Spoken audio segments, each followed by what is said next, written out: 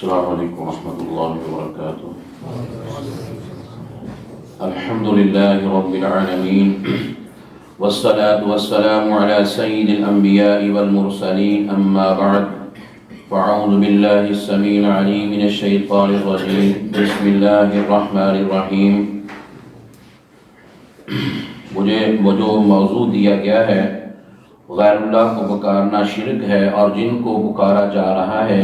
وہ اللہ کے بندے یعنی انسان ہیں، اللہ کے نیک بندے ہیں جن کو پکارا جاتا ہے۔ تو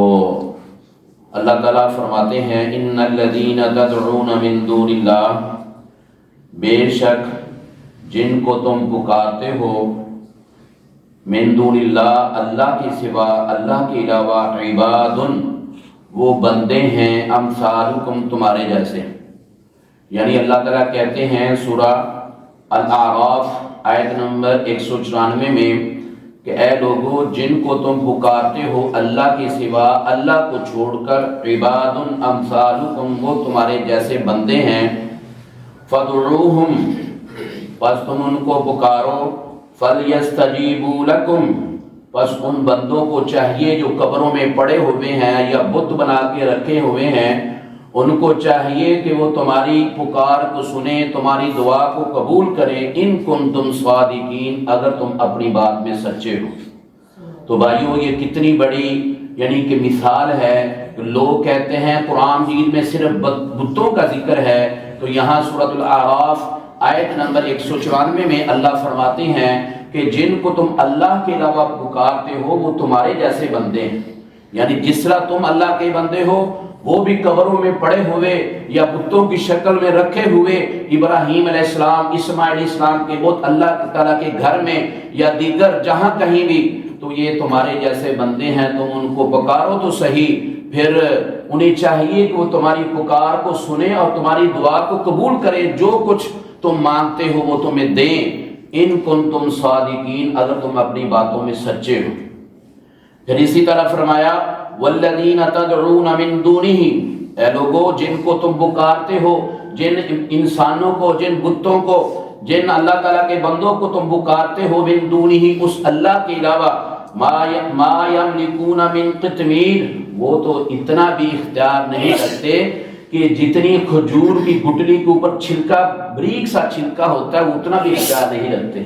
تم اللہ رب العالمین کو چھوڑ کر انسانوں کو پکارتے ہو، کسی کو غوث اعظم کہتے ہو، کسی کو گنج بخش کہتے ہو، کسی کو داتا کہتے ہو، یہ تو اتنا بھی اختیار نہیں رکھتے کہ کھجور کی گٹلی جو ہوتی ہے اس کے اوپر بریک سا چھلکا ہوتا ہے وہ بھی اس کے مالک نہیں ہیں۔ ان تدعوہم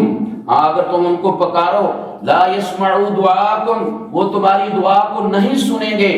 ہاں جی، ولو سمعوا اگر وہ سن بھی لیں، مستجابوا لکم وہ تمہاری یعنی کہ تمہارا جواب نہیں دیں گے، تمہاری پکار کا وہ جواب نہیں دیں گے، وہ یوم القیامت اور قیامت کے دن، یکفرون وہ انکار کر دیں گے، بشرککم تمہارے اس شرک کا۔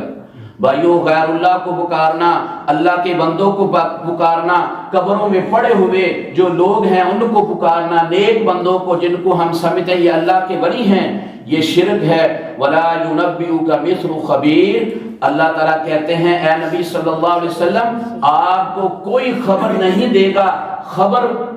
دینے والے کی طرح، یعنی اللہ جو خبیر ہے اس کی مانند آپ کو اس طرح کی خبر کوئی نہیں دے گا کہ یہ لوگ جو ہیں جن کو یہ پکارتے ہیں، اللہ کے بندوں کو پکارتے ہیں، یہ تو کھجور کی گٹھلی کے برابر اتنی بھی حیثیت نہیں رکھتے کہ وہ چھلکے کے برابر مالک ہوں۔ اللہ ہر چیز کا مالک ہے، اللہ ہر چیز کا خالق، مالک، رازق ہے۔ آگے فرمایا لَهُ دَعْوَةُ الْحَقِّ وَالَّذِينَ يَدْعُونَ مِن دُونِهِ اللہ تعالیٰ فرماتے ہیں سورہ رعد میں آیت نمبر 14 میں کہ لَهُ دَعْوَةُ الْحَقِّ اس اللہ کے لیے ہے دعوت الحق، سچی پکار، سچا پکارنا، دعوت الحق اس اللہ کے لیے ہے، یعنی اس کو اللہ حق رکھتا ہے کہ اس کو سچا پکارا جائے۔ والذین یدعون اور وہ لوگ جو پکارتے ہیں من دونہ اس اللہ کے علاوہ، یعنی کہ جو سچا ہے، لا یستجیبون لہم بشیء وہ ان کی دعا کو قبول نہیں کر سکتے کچھ بھی، الا سوائے کباسط کفیہ الی الماء سوائے اس شخص کے جو اس طرح اپنا ہاتھ جو ہے پانی کی طرف ایسا پھیلا دے اور اس پانی کو کہے کہ میں پی لوں، کیا وہ پانی اس کو پلائے گا؟ یہ ایسے نہیں ہو سکتا۔ اللہ نے مثال دے کے سمجھایا ہے کہ جو ایسے پھیلائے گا تو اللہ اس کی جھولی بھرے گا، لیکن پانی کی طرف اللہ تعالیٰ نے یہ کہا کہ ایسے بندہ کھڑا ہو جائے، اپنی ہتھیلی کو پھیلا دے اور پانی کو پکارے کہ مجھے پانی پلا دے، ایسا نہیں ہو سکتا، ایسا نہیں ہو سکتا۔ قبروں میں پڑے ہوئے تم ان کو پکارو اور کہو مجھے بیٹا دے دے، وہ آپ کو کبھی بھی بیٹا نہیں دیں گے۔ بیٹا جو ہے وہ اللہ تعالیٰ کی ذات ہی دیتی ہے، اولاد اللہ تعالیٰ کی ذات ہی دیتی ہے۔ یہاں اللہ تعالیٰ نے جگہ جگہ میں یعنی کہ مثالیں دے کر سمجھایا ہے، إِلَّا كَبَاسِطِ كَفَّيْهِ إِلَى الْمَاءِ لِيَبْلُغَ فَاهُ وَمَا هُوَ بِبَالِغِهِ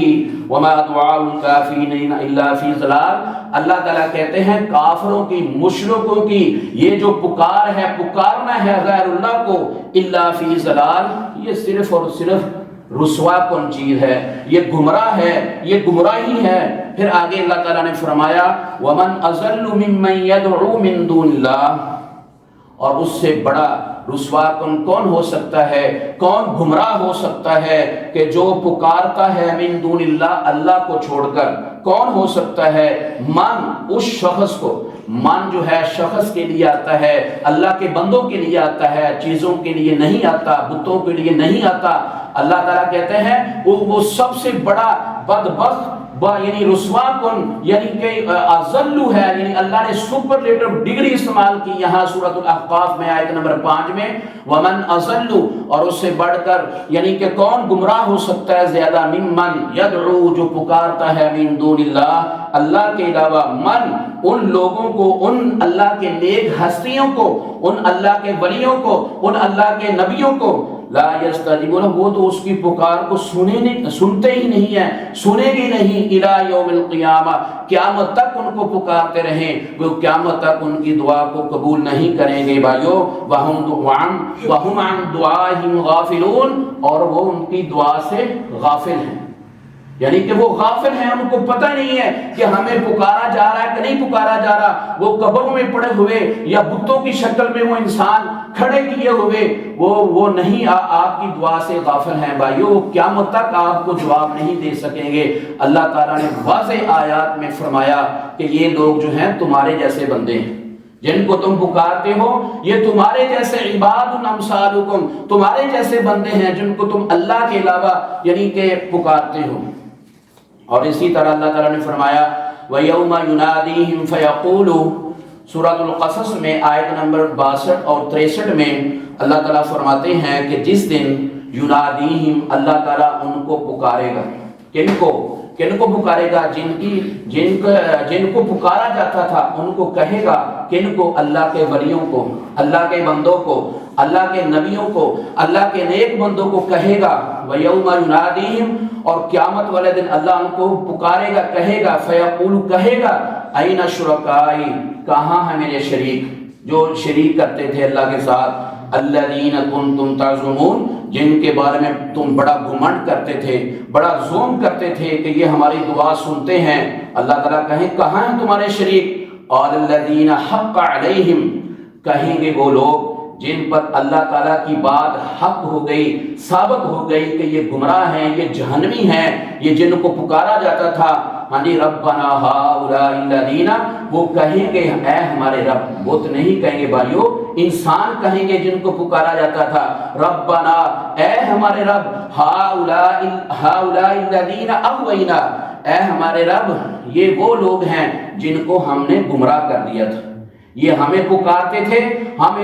نے ان کو گمراہ کر دیا تھا، اغویناہم کما غوینا، ہم نے ان کو گمراہ کیا جیسے ہم خود گمراہ ہوئے۔ کیا بت ایسا کہیں گے؟ انسان کہیں گے جو اپنی زندگی میں اپنی پوجا کرواتے تھے، آپ دیکھ لیں اپنے ماحول میں، کہیں گے کما غوینا، جیسا کہ ہم گمراہ ہوئے، ہم نے ان کو گمراہ کر دیا تھا، تبرأ الیک کما کانوا ایانا یعبدون۔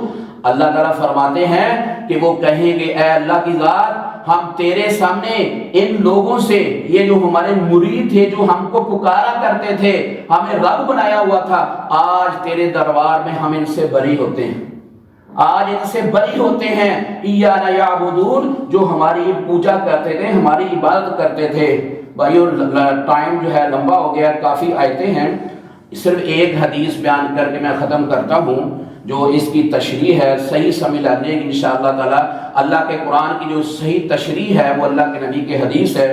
عن عائشہ ان، یہ حدیث بخاری شریف کی حدیث ہے، حدیث نمبر 434 اور حدیث نمبر 427، نوٹ کر لیں۔ عن عائشہ ان ام سلمۃ ذکرت لرسول اللہ صلی اللہ علیہ وسلم کنیسۃ رأتها بأرض الحبشہ، حضرت عائشہ رضی اللہ تعالیٰ عنہ سے روایت ہے کہ وہ روایت کرتی ہیں ام سلمہ، دونوں ہماری امہات المومنین، ہماری مائیں ہیں، یہ دونوں اس حدیث کے راوی ہیں۔ ذاکرت کہ ام سلمہ بیان کرتی ہیں، انہوں نے کہ ذکر کیا رسول اللہ صلی اللہ علیہ وسلم، اللہ کے نبی کے سامنے یہ ذکر کیا، کنیستاً، ایک کنیسہ کا یعنی ایک جو عیسائیوں کا جو وہ گرجا گھر ہوتا ہے اس کا، رأتها بأرض الحبشہ، جنہوں نے یعنی کہ حبشہ کے زمین میں دیکھا تھا، کیونکہ ام سلمہ رضی اللہ تعالی عنہا نے حبشہ کی طرف ہجرت کی تھی، وہاں ان کا خامد فوت ہو گیا، انہوں نے ہجرت کی تھی، اس کے بعد وہ پھر مدینہ شریف میں آ گئے اور اللہ تعالیٰ کے نبی نے پھر ان کے ساتھ شادی کر لی۔ وہ فرماتی ہیں کہ رات بأرض الحبشہ، کہ انہوں نے حبشہ کی زمین میں دیکھا، یعنی کہ ایک کنیسہ یقال لها ماریہ، جس کا نام ماریہ تھا، فذکرت له ما رات فیہا، تو انہوں نے ذکر کیا آپ صلی اللہ علیہ وسلم کے سامنے جو کچھ اس میں دیکھا،